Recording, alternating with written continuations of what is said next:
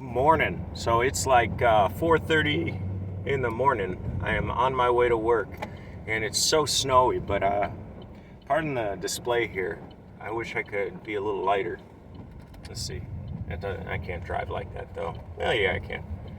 Um, so I got a new vehicle, new car, and it's got this awesome little flat spot right by the radio display, so I can put my phone up there, and it makes it look like I have a new car, like a 2016 or something, instead of an old car, 2011 or whatever it is. But new to me. So I want to do a real quick little summarization of something I noticed the other day. It pertains to my near-death experience and the Mandela effect. So I gotta turn this off. Changes have happened in the world. Nothing seems quite as stable or as static as it was when I was growing up. For instance, I know that hi ho, that song. The next line was, "It's off to work we go." Well, not anymore. Not anymore. It's hi ho, it's home from work we come, which doesn't make any sense. It doesn't rhyme, and I just dislike it. I don't like it. Who would?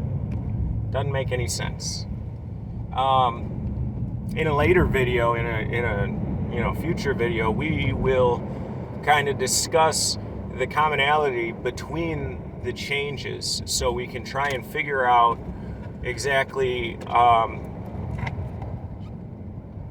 if something is trying to be said, and if so, what it is. I wish this person would, it's like, dude, we're in Minnesota. Like, how long have you been driving in Minnesota in the winter? It's not that big of a deal. Don't go 20 miles an hour. Okay, maybe we should go 20. We're going to go 20. I'm going to be late for work today. So, anyway, my near-death experience. Let's see. It's 2022. Would have been roughly 2011, 2010 maybe. And after that is when I started noticing Mandela effect changes. My theory, I guess I should get past just the basic introduction. My theory is it kind of bridges quantum immortality with a couple other theories, but I think that what happens is when a person dies or almost dies, I'm not sure that there's a difference, okay? So if you almost die, who's to say you didn't actually die in your original existence and kind of just jump right to the next closest reality?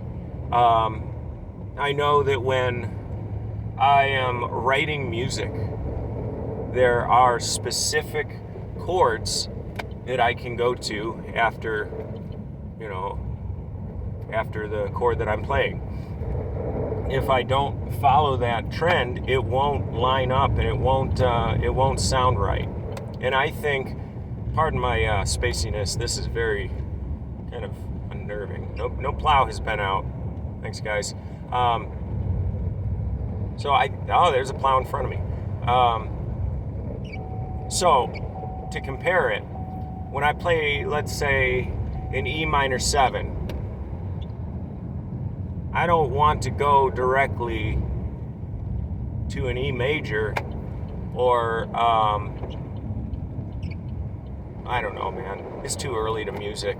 I wouldn't want to go directly from an E minor 7 to an F, for instance. Maybe I would. I don't know. It's too early for music theory. The point is that I think life and reality is somewhat the same, where your consciousness needs to continue.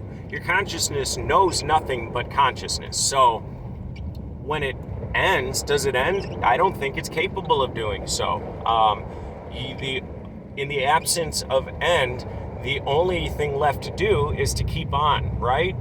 in the absence of a finish, a finale, you can only keep going. So I think what happens is that it would be akin to a computer program, kind of like in Grand Theft Auto, where you, if you die, you start at the last save point or at a spawn point. I really think that there is a metaphor for truth, a metaphor of reality in the way we have set up our video games. And I think we have done that either consciously or subconsciously, we being, society, to show the similarities. Oh my gosh, this is very dangerous. I don't really know. I've had a bunch of experiences. One time, I know I should have died. I know it. See, the near-death experience that I described on that video last time, it's taken me 10 years to place the experience within something I can understand. And it took hundreds of hours of studying other people's experiences to try and finally locate some threads that I could attach. Okay, so threads. That led me to kind of realize a better way to describe what I was talking about with music. So, when you transition from one chord to the next, the chords that share notes sound the best together. So, if I have a chord that uses an A, say F, I would then want to go to another chord that uses an A, such as, some version of A. I could go to like an A minor or something. Yeah, that would sound cool. And I think life is the same. So most of the things that I experience in my daily life are exactly the same as I experienced prior to that death experience, or that near-death experience, if you will. But there are a few things. Now, A minor and F are not the same chords. Let's use a better example. We'll use relative majors and minors. So C major has a relative minor of A minor. And while those scales use exactly the same notes, they are different in expression. They sound different. They have a different tonality. Holy shiza, Batman. Wow. They have a different tonality. One sounds uplifting and calm and peaceful, while the other one sounds sad. Yet they're the exact same notes in a different order. My God, this is so hard to see the road from the non-road. And so I think that reality is the same. When you die, you jump from the major to the relative minor. That's why all of the changes have been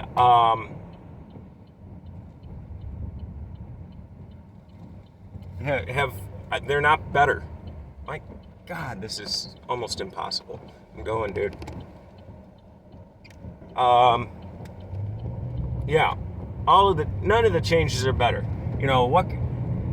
Curious George losing his tail. What on earth could be better about that? The poor little guy can't even balance anymore. That's not good. So, what is the symbolism behind the changes? For instance, Curious George. He lost his tail. He lost his balance, his center. Okay, he is now off kilter, so to speak. And I think that's a reflection of the reality that we exist in.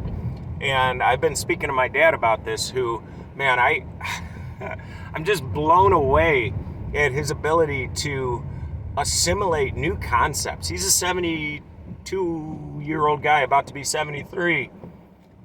And here I am talking about stuff like quantum immortality when he grew up, completely non-religious. My mom is a super duper Catholic who goes to church used to go every day after some things happen in life. But, just the ability of him to hold a conversation about this, because he has noticed the changes too.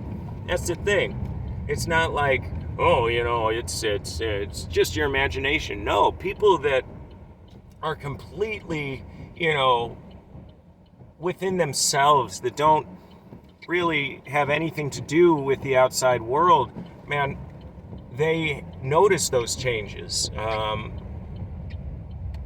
Oh man, it's 4:40 in the morning, so it's very hard to think of any more besides Berenstein Bears becoming Berenstain Bears. The cornucopia that used to be on the Fruit of the Loom underwear logo. I know that was there. That's the whole reason I know the word cornucopia. I remember the day that I looked at it on my underwear and asked my mother what it meant or what it was. And she told me the word cornucopia, also known as a horn of plenty. Anyway, I gotta go get my breakfast. This was just a quick rambly video.